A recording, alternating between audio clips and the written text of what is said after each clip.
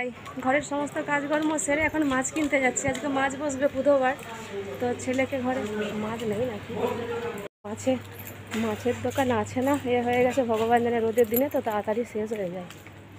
তো কী আর করবো, সকালবেলা উঠে টয়লেটে ঢুকছি, ভাবলাম স্নানটা সেরে নিই, কাছাকাছি করে ঘরের কাজ সেরে ঠাকুর পুজো সেরে খেয়ে দিয়ে এসছি। তো আছে মনে হচ্ছে।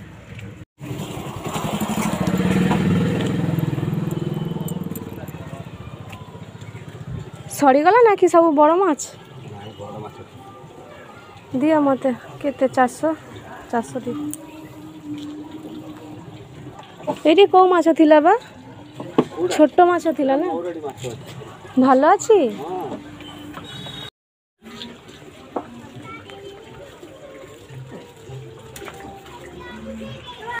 বেরিয়েছে মারাত্মক পরিমাণ।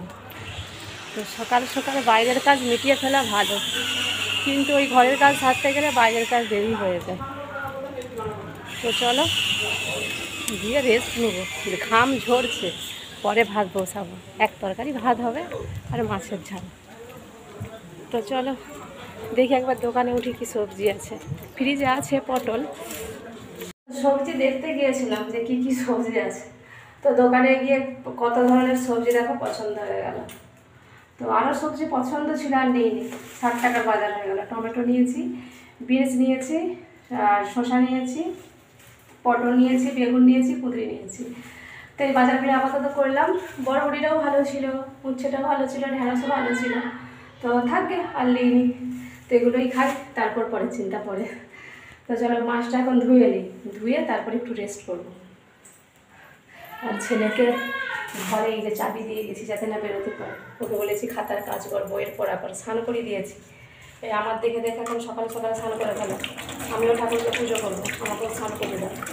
তো যাক করে ফেলেছে, ভালো হয়েছে, কারণ জল প্রচুর গরম হয়ে যায়। এই জল ঠান্ডা বেরো মানে এই স্নান করে এসছে সাথে সাথে জল গরম হয়ে যাচ্ছে, এটাই আর কি। তো চলো পড়তে বসছিস, সে চলে গেছে। তো রান্না আজকে দুপুরে হচ্ছে ফুলকপি দিয়ে, পটল দিয়ে, আলু দিয়ে গা মাখা মতো ঝোল। ঠিক আছে, ফুলকপিটা অনেক দিন আগে আনা হয়েছিল, দুটো এনেছিলাম ছোট ছোট সাইজের, একটা হয়ে গেছিলো আর সামান্য একটু পড়েছিল। তো অল্প, তো ওই জন্য পটল মিশিয়ে করে ফেলেছি। ওই দিনের পটলও ছিল আগের, আর তরকারির পটল খাইনি বলে বরের জন্য এই যে একদম বরের মতো ভেজেছি 4টা। মাছটা ভেজে নিয়েছি। আজকে দুপুরে লাঞ্চে মেনু হচ্ছে যে এই পটলের তরকারি আর মাছের ঝাল। মাছের মশলা টশলা বাটাবাটি করে নিয়েছি। আর দেখো দুপুরবেলা লাইট জ্বেলে রান্না করছি, তার কারণ দেখো আকাশে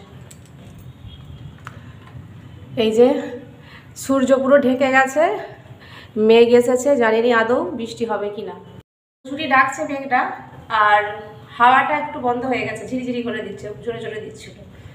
তো দেখা যাক, বৃষ্টি হলে তো খুবই ভালো, আমি দুহাত তুলে নাচবো।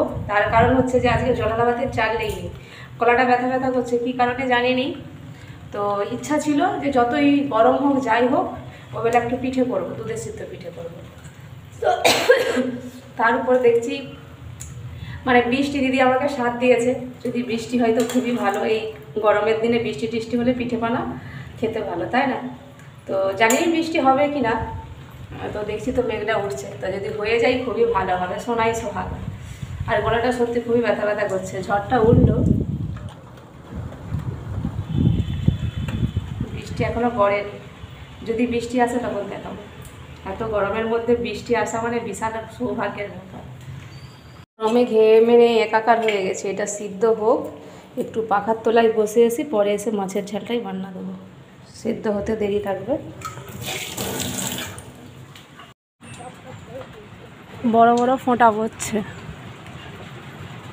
যে যত গড় যায় সে যত বর্ষায়নি, গড় যাচ্ছে বর্ষাবে নাকি কি জানি,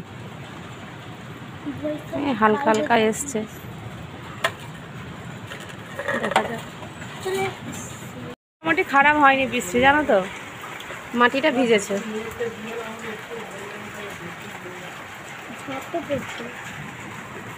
ওয়েদারটা আশা করছি অনেকটা ঠান্ডা হবে।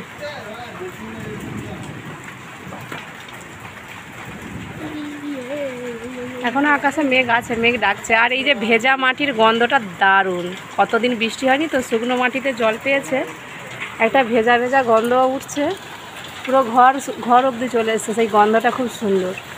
ভেজা মাটিতে জল পড়লে সেই গন্ধটা ভালো লাগে। আগে যখন গ্রামের বাড়িতে যখন ওই মাটিতে জল ছড়িয়ে বিকেলে ঝাড় দেওয়া হতো, এরকম গন্ধটা বেরোতো। তবে সাথে সাথে জল টেনে নিত, খুব ভালো লাগবে জানো তো শুকনো মাটিতে এরকম জল ছড়াতে, ছড়িয়ে ঝাড়ু দিতে। জানলা দিয়ে পুরো একবারে গলি দিয়েছি।